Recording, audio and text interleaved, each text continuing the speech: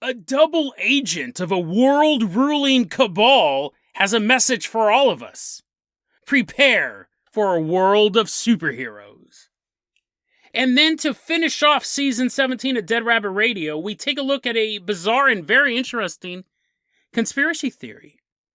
What if the cryptids of the world we see are actually humans from a breakaway civilization, disguising themselves to scare us away?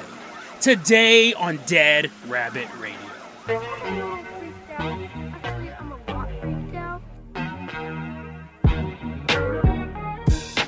Hey everyone, welcome back to another episode. It's not just another episode. This is the end of Season 17, Episode 850 of Dead Rabbit Radio. I'm having a great day. I hope you guys are having a great day too. I hope you guys have lots of fun plans for the next couple weeks when I'm not doing content. You guys can keep yourselves busy. I'm not worried about it. I always buy a game when I take breaks. I bought Torchlight 2, a Diablo game like 2. So I'm looking, I like to watch movies and play video games at the same time, put it in a little window mode, make my little elf dude walk around and stab skeletons. I'm assuming that's what the game's like. I've literally not seen any footage of it, but I saw some pretty snazzy pictures, read some reviews, so we'll see how that goes. But someone who I can always count on to stab skeletons with me, walking into Dead Rabbit Command right now, is our newest Patreon supporter. Give it up for Callum Frazier. Woohoo! Come on in, buddy. Come on in. Yeah. He's so enthusiastic about stabbing skeletons, he doesn't even wait until they're out of the bodies. Callum, you're going to be our captain, our pilot this episode. If you guys can't support the Patreon, I totally get it. Trust me, I do. Just help spread the word about the show. Really, really appreciate it. And especially when I see people talking about the show online. That's always really, really cool. Callum, let's go ahead and toss you a shovel. Put you in a little engineer outfit and we'll give you a little wooden train whistle. We're taking the Carpenter caboose. We're going to shovel some coal into this engine and we are headed all the way out to a super secret cult's headquarters. I guess it can't be that secret if there's a railway, if there's a train track leading right to it. But that is where we are going. So we are in the super secret cult headquarters. We're just walking around in street clothes. We're like, hey bro, what's up? They got on those monk robes that are all like purple. Boom. Boom. They're like chanting and stuff like that. We're like, turn up the beat. We got our boombox. So they pull out their little wiggly daggers, you know, that you always see Satan worshippers carry around in movies. And they're like chasing us through the cult headquarters. Generally, when you do a story on a cult, you probably don't want to bring in the boombox playing Walking on Sunshine. But that's what we did. And no regrets. As they slaughter half of my audience, I'm like, oh no. But I still got you guys, and that's all that matters. We're in this cold headquarters. We're now fearing for our own lives, but I sit there and I'm sitting in this room talking super loudly as they're trying to hide. I'm like, guys, want to hear a story?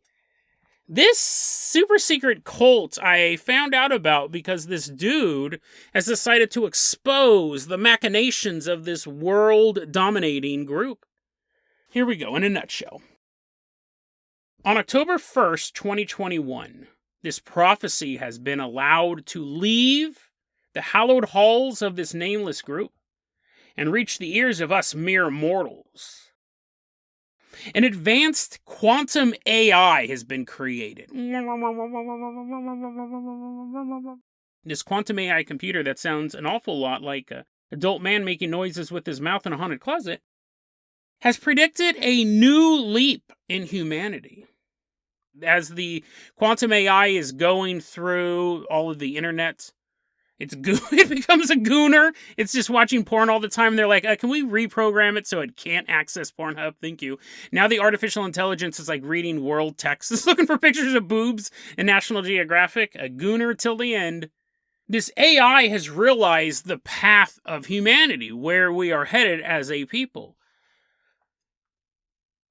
What you will see, the AI tells this cult. I don't know if I'm like that. The cult has the AI. The cult built this quantum AI. The AI tells the cult, listen, we are about to reach an age of humanity that will be a golden age. It'll be a world where wisdom rules, where there is no separation from the most lowly worker, and the most mighty titan of industry. It'll be a place where there's not a king or a prince. We realize that we're all, in a way, our own king or prince. It'll be an age of equality. It'll be an age of unity. It'll be an age of superhumans. I've expertly predicted, using 1950s sound effects, that we are on the cusp of this golden age. People will be flying around, right? That makes everyone equal, right? If you don't need a Ford Taurus or a Tesla, if you could just go like off to work, woo, and you flew through the sky, right? That would make everyone equal.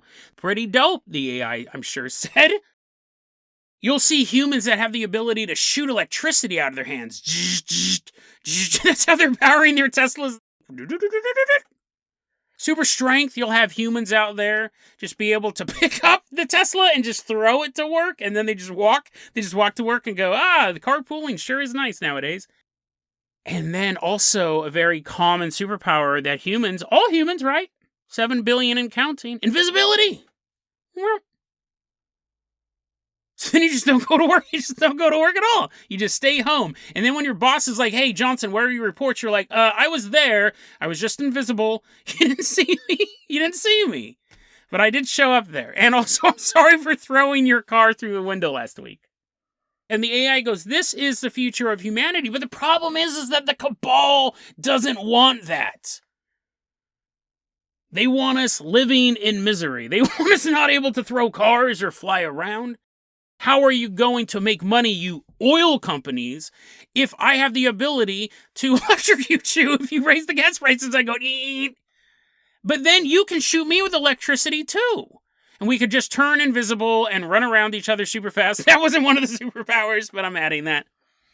The point is like, I could go and give Elon Musk a noogie, because what's he going to do? I mean, I guess he can use his super strength to throw me. The point is that Elon Musk doesn't want me to fly around. Right? The president doesn't want me to shoot electricity out of my hands. Trust me, no one wants me to be able to do that. But you would have world leaders on par with the booger picker who hangs out on the street corner. Everyone would be equally powerful. Now, the AI has no emotion. It's just seeing the future of humanity, and it looks pretty dope. But the Cabal doesn't want that. So what they have done is they have enacted a plan so devious simply by talking about it on this podcast, I'm taking a huge risk. I'm making a gamble on this story. Find it very interesting. Taking a bit of a gamble, Spotify, YouTube. I hope you know the tone I'm taking with this segment. The AI goes, this is going to be the future of humanity. And the Cabal goes, no, we're not going to allow these peons, these little monkey humans, to be able to fly around and shoot electricity out of their hands. We don't want a world of unity and equality. We want a world of top-down control. We don't want a new world order. We want to maintain the old world order. So the Cabal, they all snapped their fingers at the same time, and in walked a scientist holding a box. And on the box, it said Moderna. And then he pulled out another box and it said Pfizer. And then he pulled out a Winn-Dixie bag, a little plastic shopping bag, and it said Johnson & Johnson on the side with a Sharpie. And the scientist goes, here you go, evil Cabal leaders. If you want to prevent people, you're like, Jason, please do not go in the direction we think you're going. The scientist goes, if you want to prevent humanity from getting superpowers, all you have to do is inject them with these. Okay, so technically I'm not going to tell you what it is. I think you can figure it out, right? Let's see how close I can fly to the sun on this story. The idea is this guy who's posted this insane ranting online, possibly crashing the podcast with no survivors at the same time, is that if you got the vaccine, that was actually the Cabal's goal all along. They wanted you to be injected with this medicine, and that means you won't get superpowers. The whole plan was laid out like this. We know we can't get everyone to take the vaccine. But if we can get enough people to take this vaccine, then when this age of enlightenment comes, 90% of the world will be vaccinated and they won't have superpowers. The 10% of the world that is not vaccinated, if you haven't been vaccinated, set your watch. Because around the year 2023, 2024, you might be able to fly. Don't test that. Please don't be like, oh, it's January 1st, 2023. I remember I heard a podcast a couple of years ago. I can fly. Don't try it, right? Do not take my word on this. Don't take my word on any of this nonsense with this story. And then the Cabal will see, they are not getting vaccinated, right? They know that this stuff is to suppress superpowers. So one day you're going to be sitting at home watching television or eating potato chips, and all of a sudden you see a bunch of elite world leaders flying around. You're like, what's in these potato chips? Why am I hallucinating so badly? You're like, oh, I did take all that LSD this morning, but still, this is insane. All of the Cabal members, they'll be able to fly. Doesn't that sound like the worst world ever? Like, it's bad enough that these lunatics try to control every part of our lives, but imagine if they could also shoot electricity out of their hands. Imagine if the politicians you hate the most, whichever one you hate the most, imagine if that dude could fly around, shoot electricity out of his hands, turn invisible, and had super strength. Right? Then all of your Twitter posts, he would break through your wall like the Kool-Aid Man and beat you up. And he'd probably be invisible while he was doing it. You wouldn't even know who it was. You're like, I probably should just stop using Twitter altogether. The Cabal's not getting vaccinated. The 90% of the world who didn't get vaccinated, they will be flying around as well. So you go, okay, so I got vaccinated, big whoop. At least in the future, I'm eating potato chips, I'm doing fine. But now you're going to see 10% of the world being like, we're here to fight for all those people who took the vaccines. We got superpowers. And the world leaders, the Cabal, is going to be like, oh no, actually this was part of the plan. We knew this was going to happen. They're going to fight each other, right? You're going to have all of these people who did get superpowers versus all these people who also got superpowers, but they're the ones who set up the plan in the first place. They'll rescue us. No, that's not the plan. Apparently, the Cabal is going to invite them in. The Cabal is going to go when everyone starts flying, or not everyone, when the unvaccinated people start flying around. This is so insane, and I swear, this is pretty risky talking about this. As the unvaccinated are flying over our heads, shooting electricity at each other, I swear, this might be my favorite conspiracy theory in a long time. As the unvaccinated are turning invisible and punching each other through buildings, the Cabal will say, join us and we'll rule over these meat sacks. Like, look at them, they can't even fly. Join us. At least we have that in common, right? So join us. And apparently the quantum AI or this insider is saying that most of the non-Cabal unvaxxed will end up joining the Cabal. They'll betray the vaccinated. And then there'll be a remaining maybe 2% of guys who are like, no, we don't want to join the Cabal. You guys are evil. And then they're just going to get curb stomped because they're fighting a bunch of other super beings. So this conspiracy theory is nuts, right? The ability that in a couple of years you'll be able to fly if you didn't get vaccinated. For what? This is why I don't understand conspiracy theories. I love conspiracy theorists, and boy, do I have a lot of my own. But even I know mine are pretty ridiculous. When people put a little bit of weight on them, sometimes they absolutely collapse. This one, the guy says, listen, you get vaccinated, you can't get superpowers. But it also says you can only get superpowers if you're unvaccinated and you're Caucasian or Asian. I don't know. And it said like people who are of mixed race, they'll get a little bit of superpowers. I don't know what that means, if only the top half of someone will be invisible. Or maybe they can just shoot electricity out of one finger, which would still be a marked improvement over no electricity from any fingers. People of mixed ethnicity will kind of have some superpower, but you have to be Caucasian or Asian to have this. Why? I don't get it. I mean, I guess I am arguing with a quantum AI computer who also has a secret porn addiction. But that's so weird. When you're making up these conspiracy theories, what a weird detail to add. Like, so there's not going to be a Jamaican superhero? There's not going to be he's like, dude, I didn't get vaxxed. Why are you guys flying above my head? Weird. It's just such a weird. I mean, like, Jason, wait, that's the part you think is weird? It's just an odd detail to throw in there because obviously I don't believe this is real.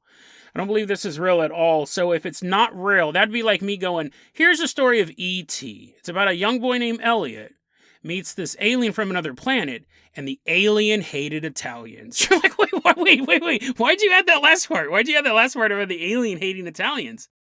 It's just such a weird detail to throw in there. That would actually make the movie E.T. way more interesting. Elliot keeps being like, oh, my favorite food's Italian food. And E.T.'s walking in and he's like, ah. E.T. floats a bicycle through the pizza shop's window.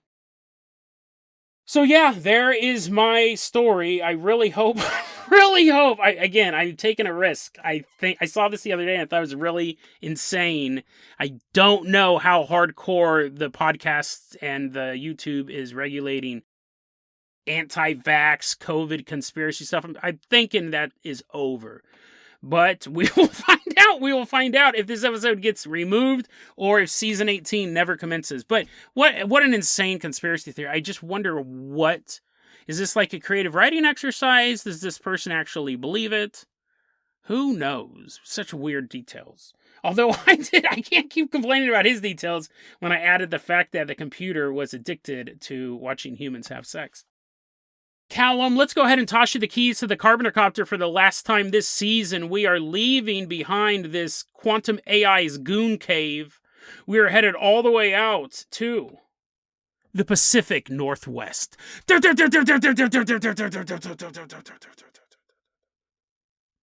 saw this post the other day. I thought, what a great way to wrap up the season. Just really kind of a fun, cool story. Because it's one of those ones that makes you look at known phenomenon differently. Now, sure, we will all look at the world differently when Bill Gates is floating around being like, aha, tricked you, shooting electricity at our feet, making us dance. But right now, before that insane future never happens, right now, let's take a look at a post from a user known as 218-37120. And this dude, we're going to call him Tyler, has a conspiracy theory of his own. Not really a conspiracy theory, maybe that's not the right way to say it. An explanation of a phenomenon, which actually is the definition of a conspiracy theory. But the thesis statement is this: what if certain cryptids are just other humans? Now, he's very clear to say, I'm not talking about people today who dress up as Bigfoot as a joke or as a prank, or to, attract tourism to an area or something like that. And people do those things. People perform hoaxes all the time and make fake footprints and do all that stuff. That happens. But that's not what he's talking about. The theory goes a little bit deeper than that. He says, and we're going to talk about Bigfoot exclusively. I think that's where this works the best. And I think that's what Tyler was kind of zeroing in on as well. Because we've covered so many crazy cryptids on this show. We covered a horse in Brazil that had no head and it just had flames coming out of a stump. I don't think that's the type of cryptid Tyler's talking about. Let's stick with a hominid cryptid. A Bigfoot would be a perfect example of this. It's not a modern hunter out there. It's not a modern person trying to pull a scam or something like that. What he's talking about is it is a splinter group of humans. And not necessarily splinter group, and we're going back hundreds of thousands of years and it's actually just hairy wildmen in the woods. No, it's something far more thought out than that. You have a group, you have a culture that has remained completely isolated as society continued to move forward. By choice. They saw the way things were going and they're like, nope, we're out. So 3 or 4 families walk into the wilderness. Did this happen in the 1970s? Did it happen in the 1670s? Who knows? But what we see as Bigfoots are them. They're experts at camouflage, which is something that humans pick up on right away. We look at the earliest human cultures, and one of the first things they do is they dress themselves not just in animal skins, but as animals. And if you weren't aware of that, if you were coming into an area and you weren't aware that people even if you were aware that people used to wear wolf skins and had like the big wolf head on their head and just had it draped over their body. If you were hunting today and you saw a man in the wilderness completely draped in wolf skins, and you just saw it at a glance, you saw him running through the tree line, you would think that was a werewolf. You're like, no, Jason, I love the paranormal. Quit putting words in my mouth, bro. I love the paranormal, but I would not think if I saw something run by really quickly that looked like a man in a suit. Not a suit, but like the wolf fur hanging off of you. I would not immediately think it was a werewolf. I might think it could be a werewolf, but I would first think that must be a guy wearing wolf skin. But, so, this dude is so funny because this guy laid it out really, really well. And now I'm going to butcher it, right? I'm going to put all this crazy stuff into it. He goes, imagine this. A group of people at one point broke away from society, and they have a portion of the world that they want. The Pacific Northwest, for example, which is where we see a ton of Bigfoot sightings. Let's say back in the 1800s, people are like, you know what? We don't like this logging camp stuff. We came panning for gold, and that didn't pan out. They're all nudging the guy next to him, and he's like, get lost. Get out of here. So a group of these dudes take their families, they go out into the wilderness, and so their community doesn't get encroached on. They scare away people. Straight up Scooby-Doo mentality with this thing, right? And so you dress up as a monster. It sounded so good when I read it. You would dress up as a creature of legend, and then you would scare people off. You're dressed up as a Bigfoot, and you're walking through the woods, and a hunter is like, oh no, and he runs away because he sees a guy in a suit going, row, row. And then you run away. And this would make sense. This would totally make sense. You would have these cryptids. They're actually a breakaway human civilization. Not that advanced, maybe just a human group, right? Doesn't have to be a full city out there. Buildings built of acorns and twigs. Let me go back to my notes. Let me look back at my notes. Humans are not only experts at camouflage. It's one of the first things we do because we had to do as hunters. But it's part of our culture, right? You can look back to the earliest civilizations and they drape these animal skins over themselves like they were becoming the animals themselves. And they use the fear of the unknown to keep people out. Now, again, if you have a Bigfoot in an area, you go, Jason, well, I saw like AMC, like we'll send, or A&E or whatever, whoever does these shows. You send Bigfoot hunters out to these areas. If you're dressed up as Bigfoot, you're actually attracting more eyes to it. Well, the thing is you're not. If you're in the middle of nowhere, most people are never going to even know there's 60 people somewhere in this mountain range in the Pacific Northwest. You're just not going to know. And let's say there is a Bigfoot sighting. Most people don't believe in Bigfoot. Then people who do, casually, like myself, like I believe that the phenomenon, there's something to the phenomenon, but I don't know what it is. I'm never going to go out there. I'll talk about it on my podcast, but I'm not going to hike through the woods for 10 miles just to maybe see a mythical monster. You might attract some Bigfoot hunters, but for the most part, you're actually pushing people away. And it would have more effect the farther back you went. Like before A&E was putting out 10 Bigfoot shows a day, you definitely weren't having a lot of Bigfoot hunters out there. He says this type of activity is far better than a no trespassing sign or a fence, because it's terrifying. You're actually coming face to face with a beast. Think about that story I did yesterday. I'm not saying that happened to be two toddlers who attacked Emmy. They were just wearing fur, but it's scary. Like, these creatures are scary, and if you saw something that was 8 feet tall walking through the woods, you would be terrified. Don't ask me how they're 8 feet tall. I haven't figured that part out yet. But you have these, maybe that's an exaggeration, right? Maybe you saw a hairy guy on stilts. Oh man, this sounded so good when I read it. I actually still really like it. But now that I'm saying it out loud, they do miss that part. Like, you could leave Bigfoot tracks to throw people off. But usually when people see Bigfoot, it's actually, it's funny, because now that I think about it, most people don't see Bigfoot. I'm even talking about people in the wilderness. They smell Bigfoot. They'll say, I sensed the presence, I didn't know what it was, and I was hit with the most odiferous, terrible smell, and I left. And I've had people tell me that. They go, I don't know what it was. I've heard the stories about Bigfoot. if you asked me what it was, just me and you, it was probably Bigfoot. Like, I think it was Bigfoot. But they'll tell me that I didn't see it, but I smelt it. That would be easy for humans to fake. That'd be easy for Breakaway society to put out there. That would scare people away. So you could have these groups of cryptids actually be humans in disguise. Again, I haven't worked out how they're 8 feet tall.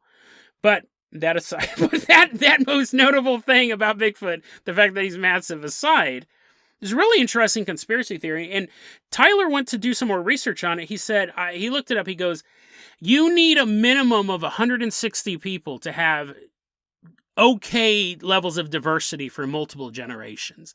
So you could have 160 people leave an area and they would not be a bunch of inbred freaks within 2 years. I mean, although that might help them, right? If you had a bunch of inbred freaks walking around looking like monsters, it's a win-win. I guess it's not a win for the freak. I guess they're kind of losing, but you'd have more freaks and you'd have more babies and you had more freaks. And I was thinking about this and I go, this was mine. I'm adding this on, but I thought that would actually explain why when people go Bigfoot hunting, they'll go up to an area where there's known Bigfoot sightings, and one, they never find a body, right? That's always been the thing, like, what happens to the Bigfoots? Do the Bigfoots bury themselves? But whenever they find fur in an area where there's a Bigfoot sighting, it's deer hair or elk hair or something like that. It would make sense because what they're seeing is a Bigfoot sighting or a human disguised as Bigfoot. Again, not to pull some sort of prank, but this is their land, and they're trying to ward people off of it because there's a big monster walking around. Their suits are made of deer fur or elk fur, and that's why that is what's scraping out on the branches. It's why you cannot prove these things exist, because although the sightings are real, the monsters are human. Now, it doesn't explain every cryptid, right? It wouldn't explain mermaids. It's just like some guy like, that's it, we're fed up with society. Let's live underwater. And then there's like 160 bodies just floating in the bay. It wouldn't explain every cryptid, but it would explain cryptids like Bigfoot. It's just another cool explanation of what it could be. It's humans disguised as Bigfoot to protect their land. Because if you were going into battle against someone and he was wearing a wolf fur, you're like, Jason, I'd be in a tank. I don't know why you think everyone lives in the 1600s. Well, imagine you're walking through the woods and your tank broke down and you're trying to walk back to get some gas. And you saw a bunch of people dressed up as monsters. Well, no. You didn't see a bunch of people dressed up as monsters. You saw a bunch of monsters. You'd run away. You'd leave the area. So they would continue to protect their land. And just over this glade, past the river and right behind that big old rock, it leads you to a resplendent valley. And there's like a little camp there. I've always wondered about this. You know, we look at pictures of America, right? We just salute them all day long until our arms get tired. If you look at a map of America, it looks so tiny, right? And you see all these roads and everything.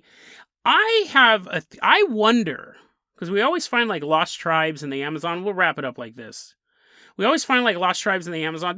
We don't always find them. If we found them, they wouldn't be lost. But there's tribes in the Amazon that have been discovered. There's the tribe on Sentinel Island. It's never been fully communicated with. What if in the middle of America, there's a like pioneer village or a little pilgrim village? Like you go around the bend and there's a bunch of cottages made of stone and there's like thatched roofs and like little fireplaces and stuff like that. I bet you that could happen. America is so big, I bet you in the middle of some massive, desolate landscape covered in nothing but wilderness, you could have a little pioneer village. And you'd have pilgrims. They're still wearing their uncomfortable pilgrim clothes. Everything's made of wool and super itchy, and they got on their big old hats with their heavy buckles, and they're like, Martha, isn't this the life? And they don't know of anything out there, right? Maybe there was 4 earthquakes, and it made these huge chasms open up on all the sides of the village. And they're like, we did lose a lot of pilgrims and pilgrimesses during those 4 massive earthquakes, but here we are, completely isolated from the rest of America that we can only assume, who we can only assume still looks like they're dressed for a child's pageant during Thanksgiving. And he's smoking his corncob pipe. And the Pilgrim people are just kind of going about their business. Carrying buckets of water, eating corn, avoiding the massive chasms that surround them. That could happen. That could happen. You could have, just like you have tribes in other parts of the world that were just left behind the march towards civilization. I wonder if you have places like that in America. If you have a little village and either they willingly did it, they saw the way things were going, and they're like, oh, pantaloons, we don't want anything to do with these weirdos, and then they just retreated to the woods. Or if it was an accident, if they got lost. They're like, see you later, Roanoke, we'll be back in a little bit.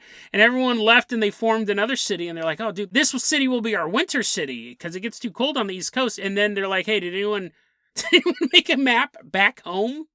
And they're stuck there. I've always wondered if that was possible.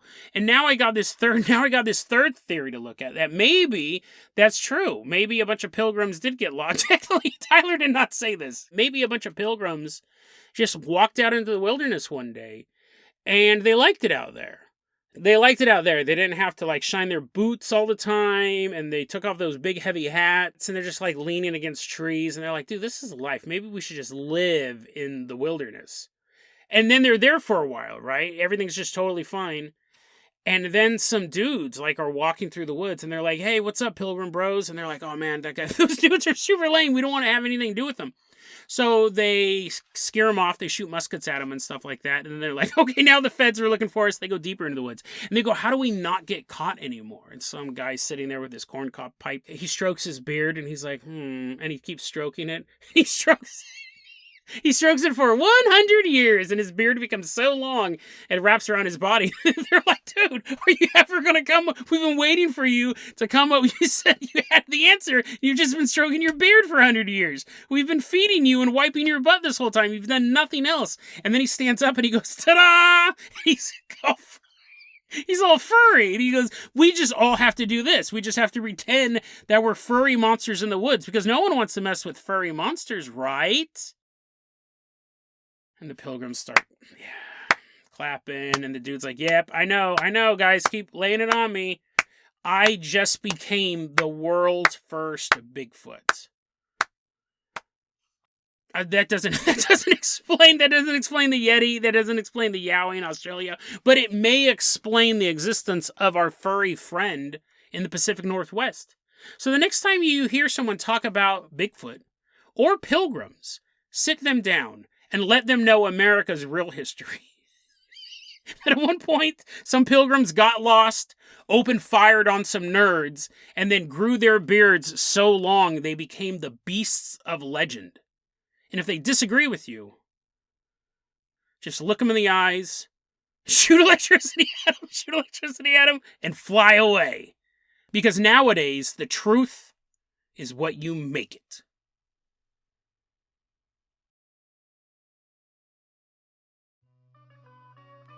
DeadRabbitRadio@gmail.com is going to be our email address. You can also hit us up at Facebook.com/DeadRabbitRadio. TikTok is @DeadRabbitRadio.